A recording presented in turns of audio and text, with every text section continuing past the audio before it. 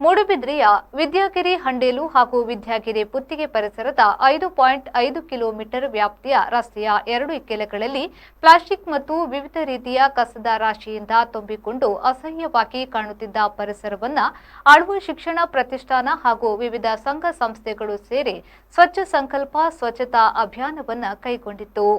ಉಡುಪಿ ಜಿಲ್ಲಾ amateur athletic association ಅಧ್ಯಕ್ಷ ಅಶೋಕ್ ಅಡ್ಯಂತಾಯ ಸ್ವಚ್ಛ ಸಂಕಲ್ಪವನ್ನು ಉದ್ದೇಶಿಸಿ ಮಾತನಾಡಿ, ಸ್ವಚ್ಛತೆ ಎನ್ನುವುದು ಆರೋಗ್ಯಕರ ಸಮಾಜದ ಅಡಿಪಾಯ. ಪರಿಸರವನ್ನು ಸ್ವಚ್ಛವಾಗಿಟ್ಟುಕೊಳ್ಳುವುದು ಪ್ರತಿಯೊಬ್ಬ ನಾಗರಿಕನ ಜವಾಬ್ದಾರಿಯೂ ಹೌದು.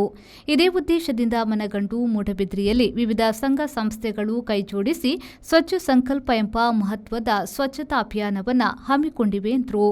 ಅಭಿಯಾನದಲ್ಲಿ ಆಳ್ವ ಶಿಕ್ಷಣ ಪ್ರತಿಷ್ಠಾನದ ಟ್ರಸ್ಟಿ ವಿವೇಕ್ ಆಳ್ವ ಶಿಕ್ಷಣ ಪ್ರತಿಷ್ಠಾನ, ನಮ್ಮ ಮೂಡಬಿದ್ರೆ, ನೇತಾಜಿ ಬ್ರಿಗೇಡ್, ಜೆಸಿಐ ಮೂಡಬಿದ್ರೆ, ಬಂಟರ ಮಹಿಳಾ ಸಂಘದ ಸದಸ್ಯರು, ಆಳ್ವಸ್ನ 600ಕ್ಕೂ ಅಧಿಕ ವಿದ್ಯಾರ್ಥಿಗಳು, ಸಾರ್ವಜನಿಕರು ಸ್ವಚ್ಛತಾ ಕಾರ್ಯಕ್ರಮದಲ್ಲಿ ಪಾಲ್ಗೊಂಡಿದ್ದರು.